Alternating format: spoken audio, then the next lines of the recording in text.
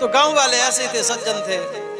वो दुष्ट जो व्यक्ति था उसने हाथ जोड़ा, बोले मैंने जीवन भर आप लोगों को सताया, मुझे आप क्षमा करें। गांव वालों बोले ठीक है भैया, क्षमा कर दिया, हाथ मत जोड़ो, आप हमसे बड़े हो, हाथ मत जोड़ो, ठीक है हमने आपको क्षमा कर दिया।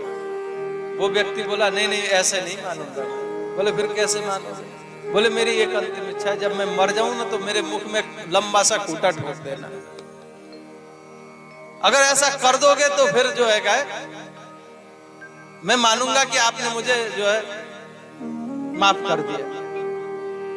अब बेचारे सीधे साधे भोले भाले गांव के लोग, और वो दुष्ट की बुद्धि को नहीं समझ पाए। उसने कहा, सबने कहा ठीक है, मर गया एक दिन वो दुष्ट व्यक्ति। अब उसको जो वचन दे रखा था तो भैया उसमें मुर्दनी में कसी गई उसकी लाश को, है?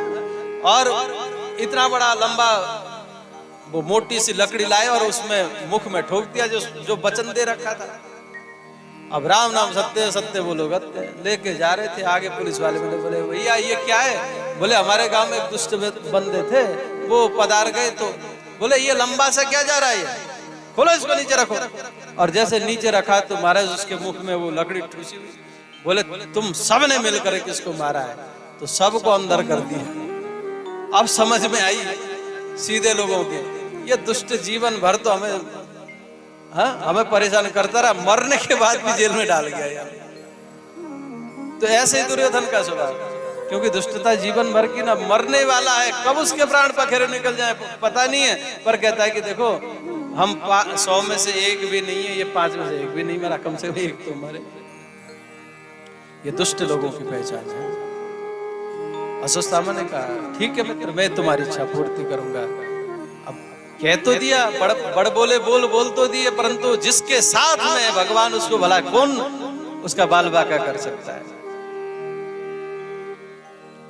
अब रात्रि का समय, संध्या काल का समय जैसे हुआ, रात्रि का समय आया, क्या देखता है अश्वत्थामा कि एक वृक्ष के ऊपर अनेकों काक बैठे हुए हैं। और रात्रि को एक उल्लू आया और उल्लू ने उन कौओं को सबको कुछ एक को मारा, कुछ एक को भगा दिया और पूरे एक छत्र राज्य किया उल्लू ने, क्योंकि उल्लू को रात को दिखाई देता है और कौओं को रात को दिखाई नहीं देता।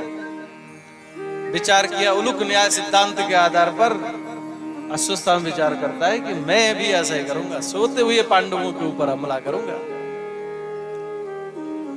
और सज्जनों ऐसा ही करने जा रहा था, परंतु जाको राखे साइया मार सके ना को, बालन बाका कर सके जो जग मेरी हो।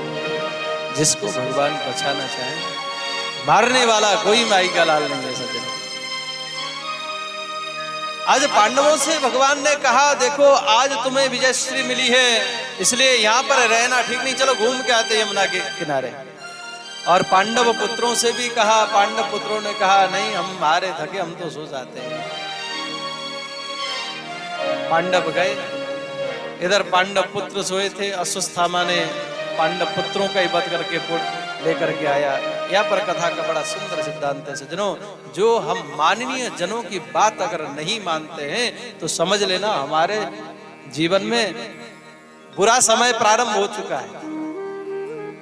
देखो पांडव भी तो थके थे, भगवान की बात मानी बच गए, पांडव पुत्रों ने भगवान की बात नहीं मानी तो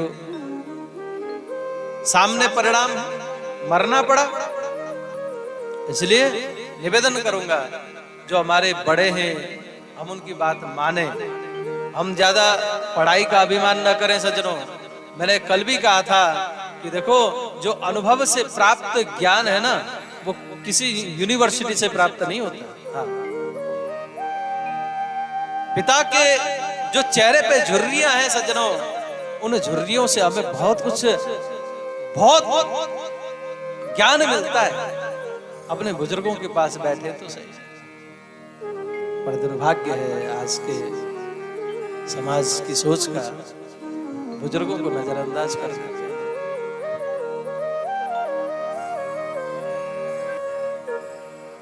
अंत में सज्जनों अश्वत्थामा के अश्वत्थामा उन पांडव पुत्रों के सिर को लेकर के गया। उधर जैसे बड़े बड़े जो सबसे बड़ा सिर था, क्योंकि भीम से अत्यधिक भीम की वजह से ही ये अवस्था में पड़ा हुआ था दुर्योधन। तो पहले निकालो भीम का सिर निकालो, और जैसे बड़ा सा सिर निकाला, और सज्जनों जैसे उसी समय यूं करके दावा, क्रोधित था ना, मेरी उसने ये स्थिति करी, उसके कम से कम ये मर गया, इसके ऊपर भी मैं कुछ तो इसको सजा दूं, जैसे पिचकाया फूट गया। अरे भीम का सिर ये नहीं हो सकता। उसी समय बिजली कड़की, देखा ये पांडव नहीं, अभी तो पांडव पुत्र हैं। रुदन करता हुआ प्राण पखेरु त्याग दिया। अब तो उधर सज्जनों प्रातः काल का समय हुआ। माता शिशुनां निधनं सुतानां निशब्दपूरं परितप्यमानः तदा रुदद्दास्व कलाकलाक्षी तां सात्कर्मन्नाः किरीटमाली। रुदन करती हैं द्रौपदी, भला रोएंगे क्यों नहीं जिनके 5-5 पुत्रों का वध हुआ हो। उस माँ के जीवन में कितना कष्ट हुआ होगा। छाती पीट पीट करके द्रौपदी रो रही है। अर्जुन को पता पड़ा। अर्जुन ने भगवान से कहा, प्रभु हे द्वारकाधीश, उस स्थान पर मुझे लेकर के चलिए जहां पर हमारे बच्चों का हत्यारा जा रहा हो, उसको अभी मैं वध करूंगा। हे द्रौपदी, तुम्हारे सामने ला करके तुम्हारे पुत्र के हत्यारे का वध मैं करूंगा, तुम धीरज रखो। इस प्रकार कहते हुए आज भगवान द्वारकाधीश के साथ में जैसे उस अश्वत्थामा के पीछे गए हैं सज्जनों। आते हुए अर्जुन को देखा अश्वत्थामा ने, बचने के लिए ब्रह्मास्त्र का संधान कर दिया, और जैसे ही ब्रह्मास्त्र आने लगा, अर्जुन ने हाथ जोड़े, हे भगवान, हे द्वारकाधीश, हे प्राणनाथ, कृष्ण कृष्ण महाबाहो, भक्तानां अभयंकरम, हे भक्तों को अभय प्रदान करने वाले भगवान, मैं आपके शरण में हूँ। त्वमेको दय्यमानानां मुपवर्गोऽसि संशते। इस ब्रह्मास्त्र से मेरी रक्षा करें। भगवान ने कहा, हे पार्थ, तुमको तो देखो तुम्हारे गुरुदेव ने ब्रह्मास्त्र को शांत करना भी सिखाया है, क्यों परेशान होते हो? ब्रह्मास्त्र का तुम भी साधन करो, जहर ही जहर को समाप्त करता है। और ब्रह्मास्त्र का संधान किया सज्जनों। दोनों ब्रह्मास्त्रों को खींच करके शांत किया, और उसके उपरांत अश्वत्थामा को पकड़ा है और बांधा। एक पशु को जिस प्रकार से बांधते हैं, रथ के पहिए में बांध करके जैसे जाने लगे। भगवान ने कहा कि इसका यहीं पर वध कर दो, क्योंकि ये आतताई है। अग्निदो गरस्यैव शस्त्रपाण धरापह क्षेत्रधारा अपहर्ता च सड़ेते आतताई। न ऐसे आतताई को संग के संग वध कर देना चाहिए, उसमें कोई पाप नहीं लगता। अर्जुन, इसको यहीं पर वध कर दो। आज अर्जुन ने कहा, भगवान, मैंने द्रौपदी को वचन दिया है कि तुम्हारे पुत्र के हत्यारे को तुम्हारे सामने ला करके उसका वध करूंगा। किसी के घर में किसी आग लगाने वाला, हाँ, किसी के भोजन में जहर मिला करके खिलाने वाला, अस्त्र शस्त्र लेकर के धमकाने वाला, क्षेत्र पाणी धरापह, धन जमीन हड़पने वाला, दारा पत्नी का हरण करने वाला, ऐसा जो है आतताई कहलाता है। और जैसे सज्जनों इधर आए, इधर द्रौपदी ने जैसे देखा, तथा सचाहम पशुवत पाशबद्धं भवांग मुखम कर्मजुगुप्सितेन निरीक्ष्य कृष्णापकृतं गुरोसुतं वामस्वभावा कृपया ननामचः वामस्वभावा कृपया ननामचः।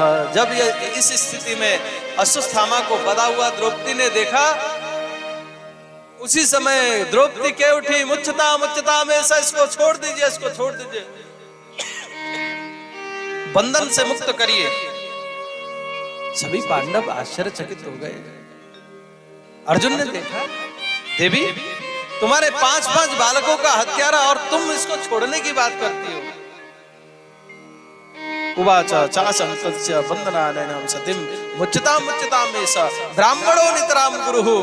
ये सर्वप्रथम तो आपके गुरु के पुत्र हैं, अब गुरु रहे नहीं इस जगत में, तो गुरु के बाद ये गुरुवत हैं तुम्हारे, और इनकी तुम्हें पूजन करनी चाहिए, और तुम इनका वध करोगे, इनको अभी छोड़ दो। बोले, देवी, तुम्हारे 6 बेटों का हत्यारा है ये।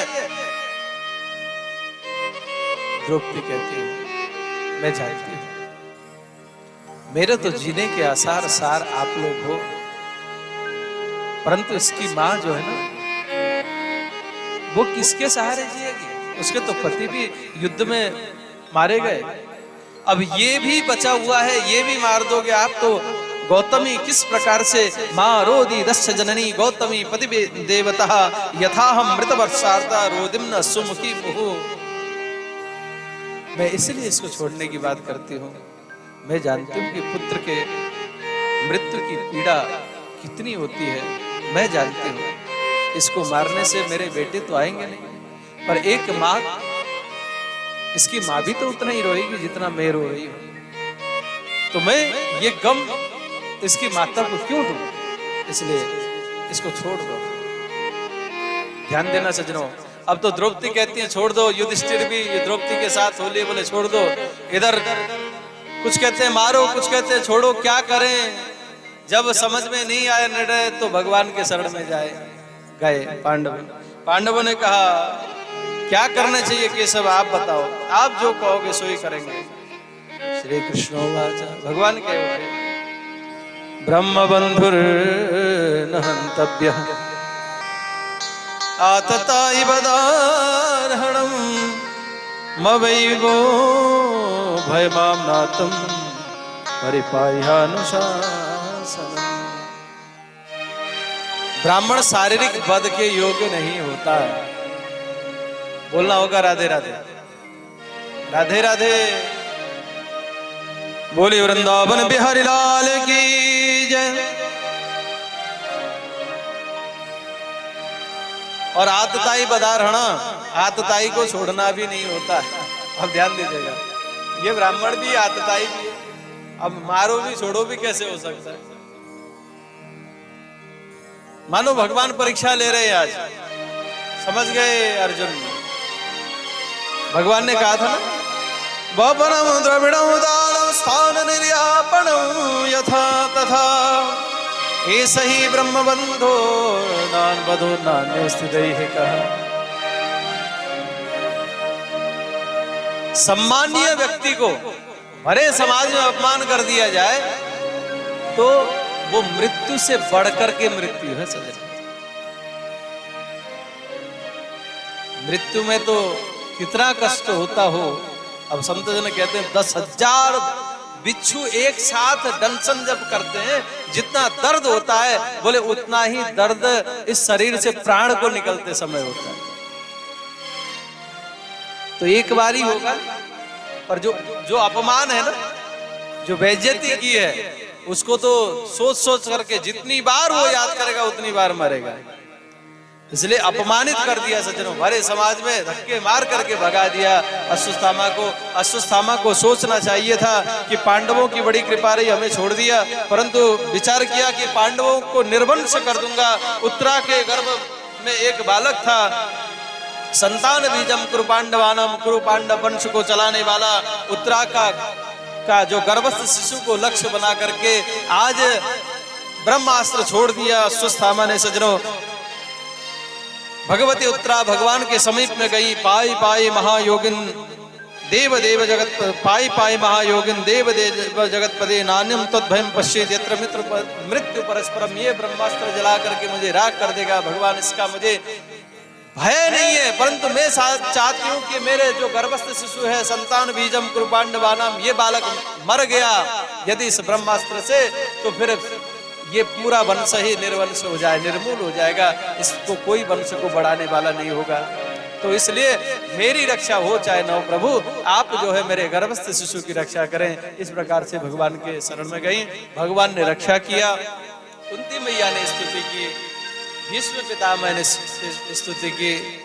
भगवान द्वारका गए, द्वारका जाकर के बाद में आए, बालक हुआ, नाम रखा गया परीक्षित। हाँ, वो उत्तरा का जो गर्भस्थ बालक भगवान ने जो रक्षा की गर्भ में जाकर, तो उसका नाम परीक्षित रखा गया। भगवान आए हैं, भगवान को देख करके परीक्षित जी जो है बड़े प्रसन्न हुए। विष्णुरात नाम रखा गया, विष्णु के द्वारा रक्षित होने के कारण इनका नाम विष्णुरात। और परीक्षित इसलिए कहा गया कि जैसे मानो ये बालक जन्म लेते ही इधर उधर टुकुर टुकुर देखने लगा। बोले मानो ये देख रहा था, ये परिचय कर रहा था कि मैंने जिस मातृगर्भ में जिस पुरुष के दर्शन किए, इस भीड़ में वो कहाँ है। चारों तरफ देखने के कारण इनका नाम परीक्षित हुआ। और सज्जनों, उसके उपरांत जो है बाबा के ऊपर भगवान ने कृपा की। उधर अर्जुन के साथ गए उधर भगवान। अब कई दिन हो गए द्वारका से अर्जुन जब नहीं आए। इधर शोक हुआ है युधिष्ठिर को, अब शकुन हुए हैं। उधर अर्जुन आए हैं। भगवान हमको छोड़ करके स्वधाम प्रस्थान कर चले, ऐसा जैसे कुंती मैया ने सुना। जिस प्रकार अयोध्या में दशरथ जी महाराज राम राम कहते हुए भगवान का नाम लेते हुए भगवत धाम को गए, उसी प्रकार से कुंती महारानी ने भी भगवान कृष्ण का चिंतन करते हुए भगवत धाम को प्राप्त किया। पांडवों ने भी अपने पुत्र परीक्षित को राजगादी दे करके स्वर्गारोहण किया है सज्जनों। और परीक्षित जी महाराज जो है अब ब्राह्मणों के अधीनस्थ, संतों के अधीनस्थ होकर के राज्य का संचालन करने लगे। उत्तर की पुत्री उत्तरा के साथ में इनका विवाह हुआ। समय आने पर अनेक बेटा इनके हुए। सबसे बड़े पुत्र जन्मेजय हुए और बड़े बढ़िया प्रकार से जनता की सेवा, प्रजा की सेवा करने लगे। एक दिन विचार करते हैं, एक संदूक देखा, उसको खोल करके देखा तो उसमें जो एक मुकुट रखा था, उस मुकुट को पहन करके सज्जनों गए जंगल में। मुकुट क्योंकि कली का इसमें वास था। गए हैं, जा करके शिकार खेलने गए, परंतु ठाकुर जी जो सत्कर्म में लगा व्यक्ति है, अगर किसी एन केन प्रकारेण बुद्धि भी भ्रमित अगर उसकी हो जाती है तो भगवान उसकी भी रक्षा करते हैं। तो कली को स्थान दिया था, कली आया। बड़ा लंबा प्रसंग है सज्जनों, अब कहने लग जाऊंगा तो 4 घंटे इस प्रसंग में लगेंगे, है ना। इसलिए प्रणाम करते हैं सभी प्रसंगों को। और इधर राजा के समीप में आकर कर शरणागति स्वीकार की है कली ने। तो कली को 4 स्थान दिए। दूतम पानम स्त्रिय सूना यत्र धर्म चतुर्विदा। तो कली ने कहा कि बोले महाराज ये 4 तो बुरे स्थान है, एक सुंदर स्थान दे दो। बोले तो सुवर्ण में भी मानो स्थान दे दिया। अब सुवर्ण तो पवित्र होता है, तो यहाँ पर देखिए धर्म से अर्जित जो सोना धन होता है उसमें भगवान का वास होता है, और जो अधर्म की कमाई है, दूसरे का जबरन छीना हुआ है, उसमें कली का वास होता है। मुकुट पहन के गए, उधर श्रृंग ऋषि के आश्रम में पहुंचे। प्यास लगी थी। श्रमिक ऋषि समाधिस्थ थे। उसी समय जल की याचना की। अब बाह्य अवस्था में हो तो जल पिलाए, राजा का स्वागत सत्कार करें, पर वो तो ब्रह्मानंद में खोए हुए थे, समाधिस्थ अवस्था में थे। भगवान से मानो नेत्र बंद करके समाधिस्थ अवस्था में वार्तालाप थे। बाह्य कोई भान नहीं था। अब तो राजा परीक्षित को थोड़ा क्रोध आया, अरे हम राजा हैं, क्योंकि वो मुकुट धारण कर रखा था ना। वो जरासंध का मुकुट पांडवों ने किसी समय जरासंध का वध करके वो मुकुट लेकर के आए थे। पांडवों ने तो यूज नहीं किया। पर देखिए यही है सज्जनों, कहते हैं ना कि जो धर्म का अधर्म की कमाई होती है हमें नष्ट नहीं करेगी। अगर प्रभु की कृपा से हम बच गए तो हमारे आने वाली पीढ़ी को बर्बाद करेगी, और वो भी किसी कारणवश बच गए तो। इसलिए अधर्म का धन जो है घर में नहीं होना चाहिए सज्जनों। हाँ, अब यहाँ देखिए पांडव तो धार्मिक थे, पांडव, अब परीक्षित भी अच्छे थे, परंतु परीक्षित की भी स्थिति गड़बड़ा गई कि नहीं। वो जरासंध का मुकुट, क्योंकि जरासंध कोई धर्मात्मा राजा तो था नहीं, उसने तो महाराज कैसे कैसे अपने उसमें हीरे मोती जड़ा रखे थे। तो पाप की कमाई का ये था। तो पाप की कमाई से हमेशा बचना चाहिए। हमारे घर में कोई पैसा आता है तो थोड़ा सा उसमें से अंशदान करना चाहिए। मैं ये नहीं कहूंगा कि इतना करिए, पर कुछ ना कुछ निकालिए। जितना निकाल सके थोड़ा सा अवश्य निकालिएगा, उससे देखिए हमारा लाभ होगा। एक तो हमारे पास जो पैसा आएगा वो शुद्ध पैसा रहेगा, ठीक है, और हमारा मन विचलित नहीं करता, और दान का दान महादान भी हो जाएगा, ठीक है भाई। कई लोग आपके आश्रित से चलेंगे तो बढ़िया, अच्छी बात है ना। इसलिए थोड़ा सा दान पुण्य करना चाहिए, उससे क्या है धन की शुद्धि होती है। अब उधर क्रोध आया, मरा हुआ सर्प पड़ा हुआ था, तीर के नोक से उठा के रख दिए। अब उधर श्रृंगी ऋषि को ने श्राप दिया, इति लंघित मर्यादम तक्षक सप्तमी हनि। और इधर सज्जनों श्रमिक पुत्र श्रृंगी ने श्राप दिया है। उधर राजा पहुंचे, उनको पता पड़ा, अपने पुत्र जन्मेजय को राजगादी पर बैठा करके अपने चल दिए गंगा किनारे पर जाकर के बैठे हैं। और जैसे ही पता पड़ा सज्जनों ऋषि मुनियों को कि राजा परीक्षित को आज ऐसा ऐसा श्राप लगा है, सभी दौड़े दौड़े आए, सभी को प्रणाम किया राजा ने। राजा का एक ही प्रश्न है, म्रियमाणस्य किम कर्तव्यः, मरण धर्म प्राणी को क्या करना चाहिए। सभी ऋषि मुनि से पूछ रहे हैं, पूछते पूछते पूछते पूछते कोई 7 दिन में मरने का श्राप लगा है, अब कोई समाधान नहीं दे पा रहा है। उसी समय सज्जनों दूर से तत्राद्भवद भगवान व्यासपुत्रः यत्रिच्छया गामटमानो नपेक्षम् अलच्छलिंगो निजलापतिष्ठो वृत्तस्य बालैरवधूत वेशः। अवधूत वेश, दिशा ही जिनके वस्त्र हैं, ऐसे दिगंबर भगवान सुखदेव स्वामी का आगमन हुआ। बोलिए सुखदेव